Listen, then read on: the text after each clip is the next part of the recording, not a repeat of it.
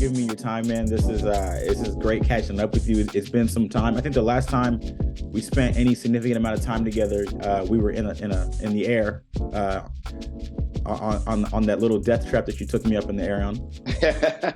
Oh yeah, definitely. I remember that air vlog that we did. We put on GoPro cameras on all over the plane. That was really cool. Yeah. So yeah, for context for people that don't know, Nyasha is also a pilot on top of the many things that he's capable of doing.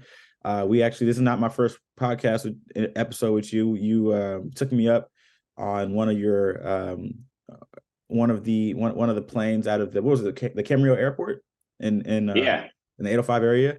And you hooked up a bunch of GoPros and we recorded up in the air. You had me flying the plane, which I was very upset at you about because that is not what I signed up for. But man, how long you been flying? How are you doing? Let's start with that. Yeah, absolutely. Well, great to be on this show again, and nice to see you. Nice to see you back from New Orleans as well. Oh yeah. So yeah, Yeah. I've been great. I think health wise, I don't have COVID, which is a good thing. Yeah. That's what everybody went through over the last few years. Right. And what's only changed is I don't have a Procore emblem on my shirt anymore. I Right. have a Billy emblem on my shirt, which means I started my own company. Yeah. And yeah, found a nice, cool problem to solve for, and that's what's been keeping me busy. So do you want to talk a little bit about, what is that problem that you're decided to tackle with your company over at Billy? Yeah, I actually ran into it accidentally Mm. where, when have you ever tried to talk to your parents about their insurance? No, not me. Or even your own insurance? Have you ever wondered, where the Absolutely. hell is my insurance? Yeah, where is your insurance? Yeah, I think about that actually often. If I were to get in an accident, I have no idea who or how they would pull my information out. I don't know where I don't know where I would collect that. I look through my emails randomly every now and then just to see if I have the login information. Yeah, so for how important insurance is, it's kind of crazy that there is no one hub for Mm, you to access or connect to your insurance information. mm, Kind of like, on your phone, you can access your bank information right. pretty easily.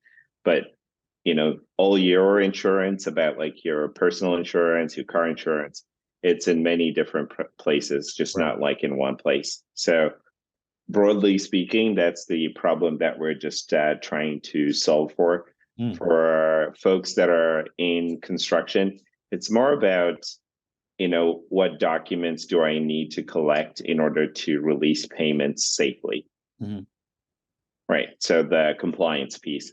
So that's what we're building, but contextualized in just the construction world. Like, what documents do I need to pay people, and where's my insurance? And I mean, you talked about jumping from you were a product manager, correct? At Procore. That's where I knew you. What about 6 years ago is when I met you. Um, can you describe what a product manager is? I mean, I think that's a concept that a lot of people don't know about. Yeah.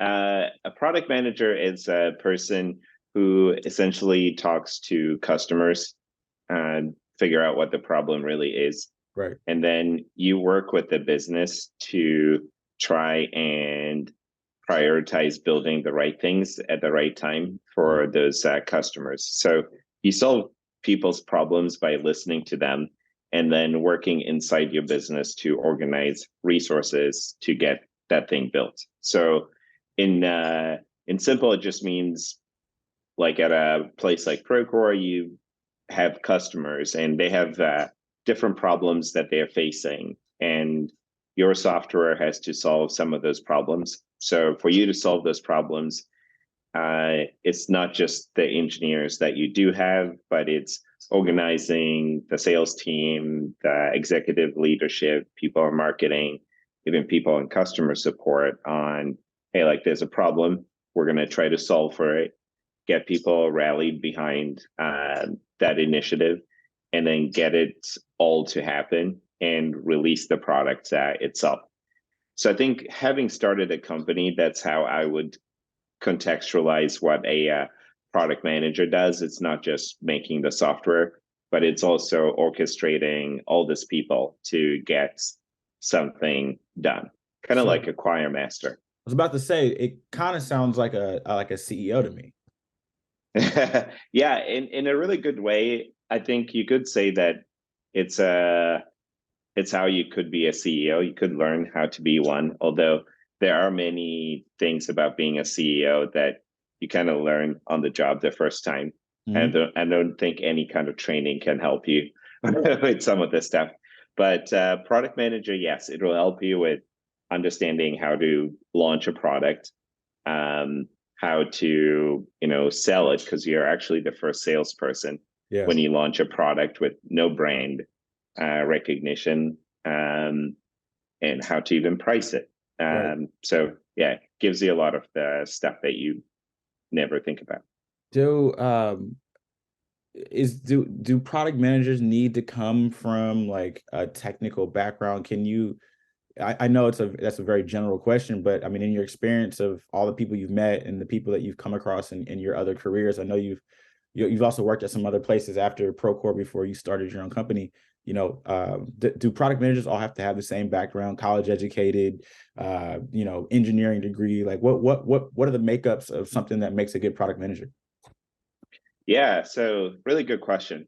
There are different types of product managers, and you don't need to come from a technical background, though coming from a technical background can help you in certain types of product management. Yeah. So I think there are people like me who solve B2B problems, who Mhm. came from the business world and construction, for example. So I just specialize in building B2B software for real estate and construction, right? Because I came from that background. Right. Um, and then there are people who were in technical backgrounds who work for API type products like Stripe, right? Use it to connect it to different things. So you could be a technical PM that went to a technical school, or a non-technical PM like myself, who just builds, software that's specialized for different industry.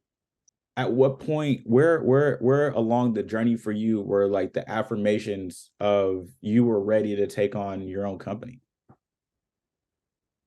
I You mean, 'cause know you're young, that, yeah, you're young, you're under 35, right? Am I right? correct. That's crazy. Yeah, you're under 35. You started your own company. You got your own. You have a brand. You're wearing a shirt. I have a shirt. I love it. That's my favorite gym shirt. It's very good cotton, like amazing cotton material. Where along the journey are you getting this affirmations that you're ready to start your own company? Yeah, I think around the time we last shot the episode, I think I did talk about it. You were asking me, what do I want to do in like Mhm. 5 years, and my answer was, yeah, I want to start my own company. Because around that time we were working on products like, hey, like we're gonna integrate with DocuSign, and we're gonna add all these things into the app marketplace, Mhm. and it was kind of like this new project that we were working with folks like Danny Siegel. And there I met people like Scott Wolf, who I'd known for a couple of years before. People like Jeff Arnold, who were literally starting their own companies off of stuff that I had built Right. too. Wow. So Yeah. it really got me thinking of like, wait, so I could go and build what I built, right, and solve a problem for a set of people, Yeah. uh, and become like Scott Wolf or Jeff Arnold. Yeah. Like, and Scott Wolf ended up selling his company for $500 million. Like, why wouldn't I want to be that person too? And so that kind of gave me that affirmation that I could do it. But then, of course, if you look at even Procore app marketplace, like there is zero Black people Mhm. that have built an app and integrated with that company Yeah. as well. So then the question was, how does a Black person go out and start, a technology company in this space? Yeah. And so the answer was, you can only find out one way: move Mhm. to New York and try it out. Right. And so So I did. I moved to New York and tried it out, and here I am. Were there early hurdles that discouraged you greatly that you were able to overcome? Obviously, you overcame them because you're here today, but were there like really big early bumps in the road for you that, yeah. Yeah, I mean, leaving a company that you love, which was like Procore, that was a big hurdle. I Mm. struggled a lot with just the decision of like, hey, like I'm actually gonna leave, right? Because it's something that you're like, hey, I appreciate working here. It's working for you. And so leaving something that's safe Hmm. and you love, that was like a really big hurdle. Like Hmm. looking at like, where I came from and where I am now. Then the actual leap of, okay, I'm going to leave, another job that I am at and just going to focus 100% on building Billy. Like I Hmm. quit flying professionally to do that. Hmm. That was another leap of faith of just like I don't know if this is a good idea, and I don't know if people will even pay me, Yeah. for it. But just the worry of 20 years from now, if I wake up and I had regrets, do I want this to be one of them? And the answer was just like I wouldn't want to regret it 20 years from now, because I've seen, people like Scott Wolf, Jeff Arnold, they gave up stuff and started their own companies. Even the dude who started Calendly, he's black from Nigeria, Okay. uh, right? And he did the same thing. So yeah, like gave up flying and went and started working on Billy full time, like not knowing what was going to happen. So those were big hurdles. Like you don't even know if you have a VC check that's going Right. to pay your bills. Right. So where do you, I mean, there's so many intricate questions I could ask you. Like, where do you get your seed money from? How do you, how do you get to the point where you're able to pay any employees at all? Yeah. So we got lucky in 2021 and we met this guy called Zach Aarons. He is an investor at a company called Metaprop Mhm. here in New York. And I like him because he is an investor who really believes in people Mhm. first. So for him, it was more of like, hey, like I know you can build good software, and I know this is a good problem to solve for. And so he wrote us our first check, like $500,000, which was enough for me to say like, hey, like now I can actually go and hire, my first team that can help me bring this idea to life. So I actually went to a person that used to work at Procore. His name is Amos King, and he was one of the first software engineers on construction financials. So he works out of Kansas City, and him and his team were the first engineers to basically create, what's now Billy. And we started work on Billy April 1, 2021. Okay. Yeah. It's funny because right before we started recording, you had said that people are losing their minds right now because of this winter storm that's about to hit. There's what is it, like the global, or no, it's a winter vortex, I think, that's about to hit, that it's hitting in New York right now. You say you started April 2021. Well, what was to follow was nothing but just a winter shitstorm. I mean, you like you have the outbreak of the coronavirus. You have the race wars that and injustice, uh protests that happens all in 2020. You have people all now working remotely, people are abandoning their offices spaces. I mean, and going on to now where we're experiencing what some are saying is another recession. Like, shit.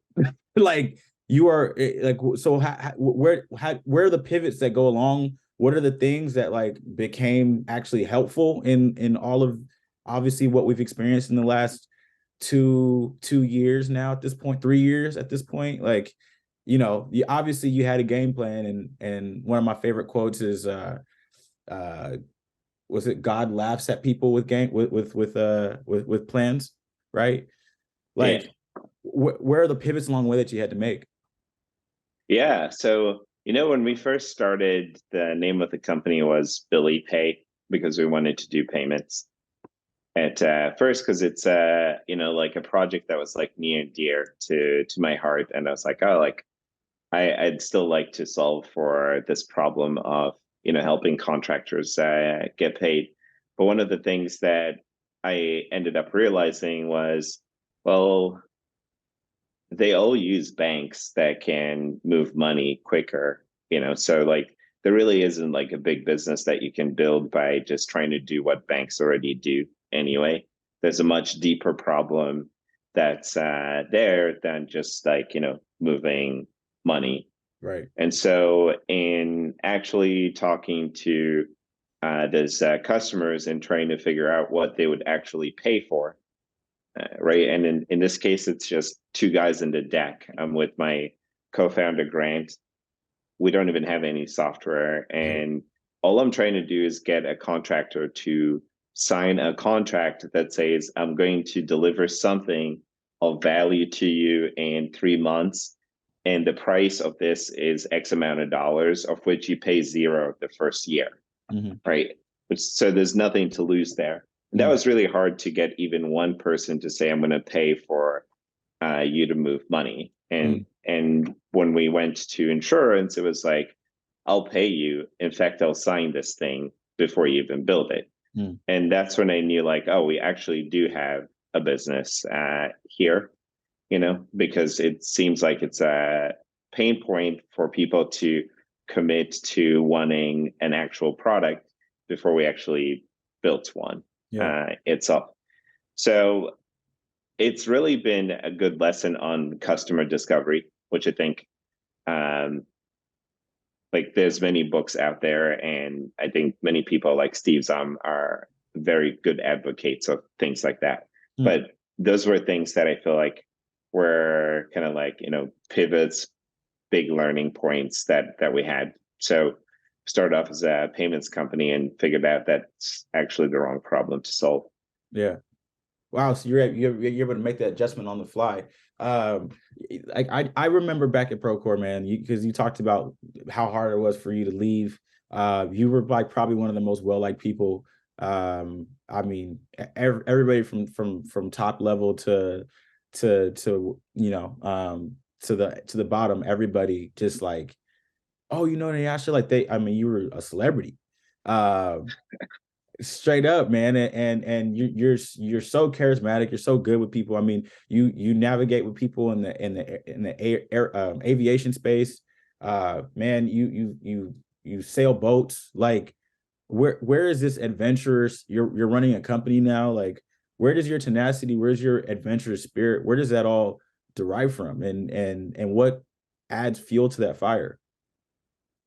I don't know. I think maybe it's like my wall of sticky notes. uh, I never grew up like sailing boats or flying airplanes. It's just things that I guess like I picked up just on the fly. Like in Santa Barbara, I met some guy who was like, "Do you want to go racing?" And I'm thinking speedboats, and then next thing you know, I'm on a sailboat, Right. and and I'm talking to Toby about it, and it's like, oh, you didn't know that's a thing, and I mean, so that's how we again, got into, you're born you're born in Zimbabwe, right? yeah, I was born in Zimbabwe. I mean, yeah. I mean, they don't sail boats in Zimbabwe, right? Definitely not. Yeah. Yeah. Yeah, I think mostly just curiosity of things that I've never really tried. It's hard to explain to people about being a black man and then also being a black man from Africa. The Yeah. things that you might think automatically you should know are Mhm. things that I probably didn't even know about or Right. have ever thought about, right? Yeah. So things like, hey, like I'm gonna go learn how to sail. For me, back home in Africa, I'd be worried about the things that are in the water that could kill me first Right. before I can go on the boat. Right. And we don't always have access to swimming pools, so we're not the best swimmers. Right. And we have a healthy respect of whatever is in large bodies of water because it will kill you. It's either the crocodile, the Right. hippo. There's Right. something called bilharzia, which is like a bug that gets into your skin, and you could get like really sick Right. from that. So I think part of it has just been curiosity of things that I've just never tried Hmm. because my mind back then had fear of things in the water or things in the air. Hmm. Or I saw other people doing it to the point where I'm like, even I can do it too. Hmm. So that's how I picked up flying, mostly because I grew up watching um, people fly their little planes from X to Y, and the family that brought me here Hmm. also flies private. So it was like, hey, like I want to do that too. So boom, I went and tried it. Um, Sailing, just because we met a person in Santa Barbara who got us into it. So Yeah. that's what happened. Diving, it was this kid, Raf Colasante. Yeah. Uh, Yeah. yeah, so I moved to Santa Barbara, and he took me, you know, he's this Italian dude who goes spear fishing with no tank or anything of that sort. And I thought I could do it too. And there are things that you think you can do, but when you try them, you can almost kill yourself. Right. And that Yeah. was like one of them. Like, A, the water is like really cold, Right. almost drowned, Yeah. trying to be like Raph, no wetsuit. You So have a large weapon in your hand that you could easily hurt yourself with. oh, it's heavy as hell too. Yeah. Yeah. Yeah, Yeah. and I thought I could do it. I just can't do that. So I tried diving instead, which was actually really fun. Yeah. You've mentioned now a couple times you are a black man. You've mentioned the juxtaposition also of being the black African as well. Do you feel connected to every black American, or do you feel more African? I mean, I know I've had conversations with people where they didn't really feel a part of black America until like March 2020, really. Or I have an unfair advantage of having an African mother and a black American dad. And I really got to grow up with both experiences, right? So where you talked about some certain things you're not sure you're what's supposed to know and what you're not supposed to know. I got both sides, I heard both sides, and I'm like the blend of both. Where do you fit in all that? I mean, I know that you came to America pretty early on, and where what happens there for you? Yeah, I think I resonate with most African Americans that are Yeah. out there because I do think there is such a thing as an African American experience or the Black experience, and Hmm. there is data to prove that. Like, look at what happened during COVID. Hmm. When things like that happen, it's the brown communities that suffer the most, especially women, Hmm. for that matter. So I do identify with the protests, which were mostly centered around like Black experiences, with police, for example, economic injustice. I do think those things happen. I do wonder though if there are ways that it can be solved on a per community basis, because I think it's difficult to come up with like, hey, like we're going to pass a law that's going to like make this uniform across all 50 states. That might have problems in different states Hmm. per se, but I do think that states and communities should be given more power to solve some of these issues that we have, and some of them I think are just more uh, national issues. Like, I don't like like weapons, for example. Like, Hmm. people shouldn't carry high caliber weapons because it's also Black communities that are getting murdered in Right. churches. Right. Uh, with those things, and people don't talk about that. No, and bringing it to the business world, I like some of the disparities. I mean, you and I used to congregate and go on our walks down the bluffs and kind of really express our how tough it was that there weren't a lot of people like you and I that worked at the company, right? Why was it so difficult? You talked about conversations you've had. I don't want to name any names with leaders about how can we how do we get more Black people here, right? And this is way pre 2022, and when companies really started focusing on that space. I say all that to say, with you now kind of running the show, are there active things that you would like to see different with your company, or things that you are doing, you're running a little bit differently from the days where we worked with other companies that we couldn't call the shots, and there were absolutely certain decisions that were made that weren't inclusive of all races and genders, if you will? Yeah, I think we've started first with gender. Mm, So adding more women to the company itself, with the goal of us becoming like at least like 50-50, yeah. in the next like year and a half to two. I think that encourages like a lot of diverse thinking Oh, absolutely. to begin with, Yeah. uh, which we can already see uh, as we are growing as well. I think the issue of like race itself, like in certain departments like engineering, that's a hard one to solve for. And I I want like there to be more funding to Mhm. like historically Black community colleges, for example, to have more funding towards like software engineering. Them program. Yeah.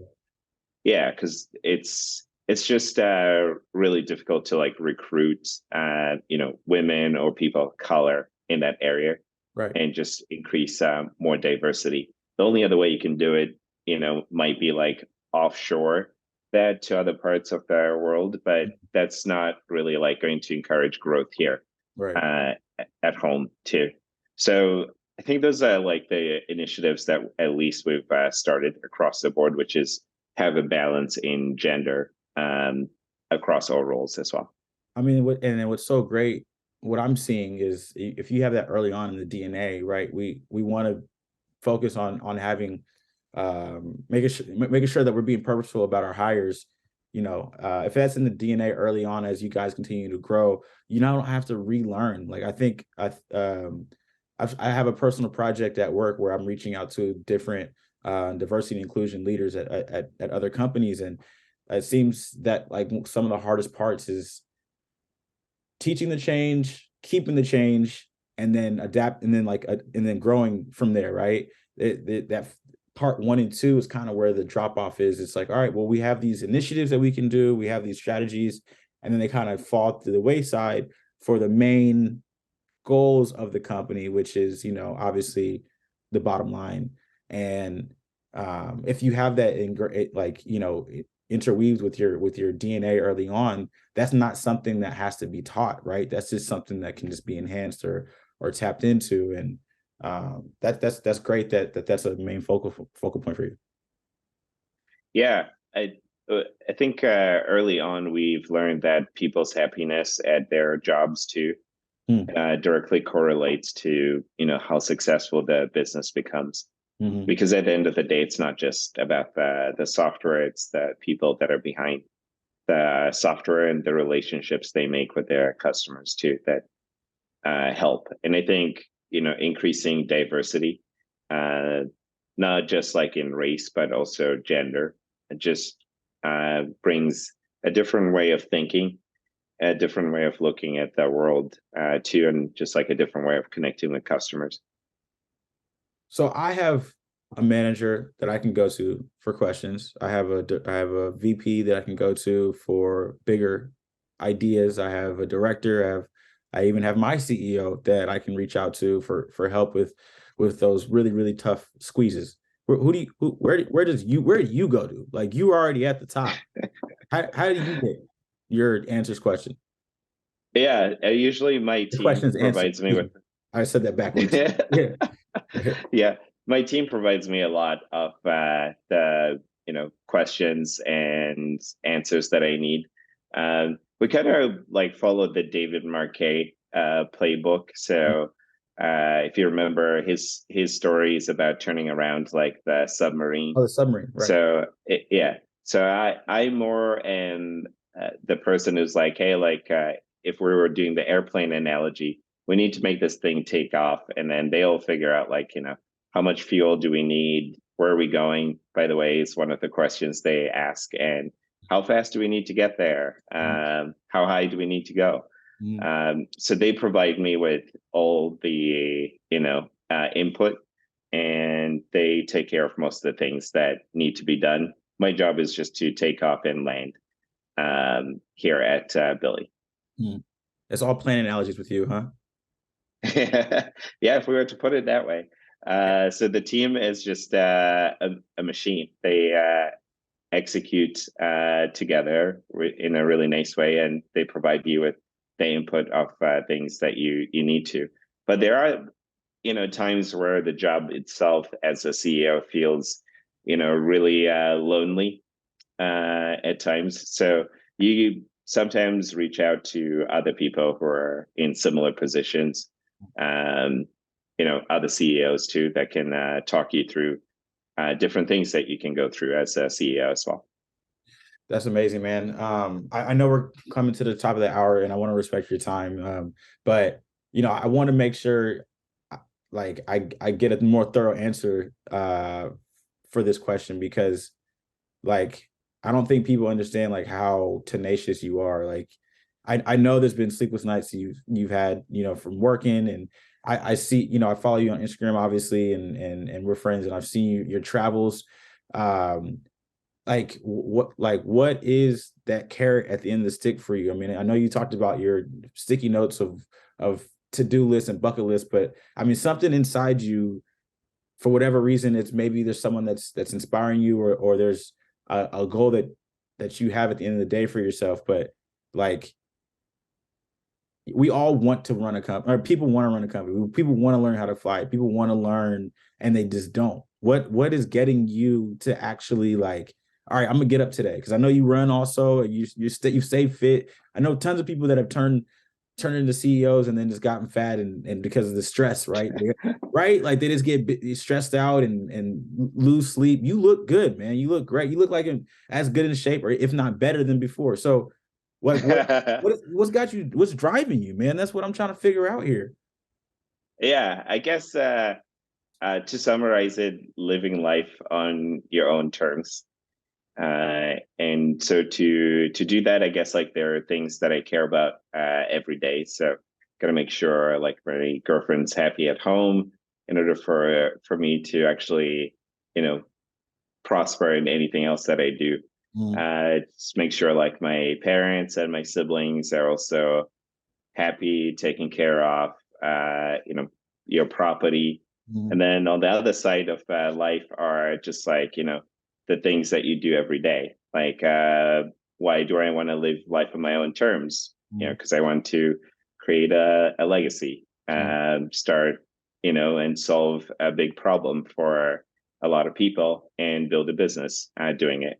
Yeah. Right. So work for your own self, and what are things that I need to do to just enjoy that life. And it's I want to travel, but I want to travel on my own terms. So I'm going to fly my own uh, airplane, right? I want to inspire the people to do the same thing, because there weren't that many like Black founders that were out there that did exactly what I did. And there was one, but he passed away in like I think like March or April of this year in Nashville. Oh. Uh, yeah, his name Daryl Williams. I'll send you like his Instagram, but it was a person that many Black folks looked up to, Mm, because he was also in technology, started a business, flew his own airplane. Pretty cool guy. So to me, I think those are just like the things that I care about, like the things within my house, my family, and then what I'm trying to achieve outside. And what I need to do to enjoy myself. Yeah. That's amazing, man. Well, I appreciate your time, dude. I'm gonna try to wrap up here. It just one last message. It's like you've always been an inspiration for me, man. I really appreciate you just like always offering me guidance and even bringing me along or offering to bring me along on some of your adventures and everything like that. It is amazing to see, a black CEO, an African CEO, and someone that's not afraid to say yes. And so I will say thank you for that. And that's definitely some of my inspiration when I see you doing everything that you do. Yeah, anytime. Thank you for having me. Yes, sir, man. All right, man.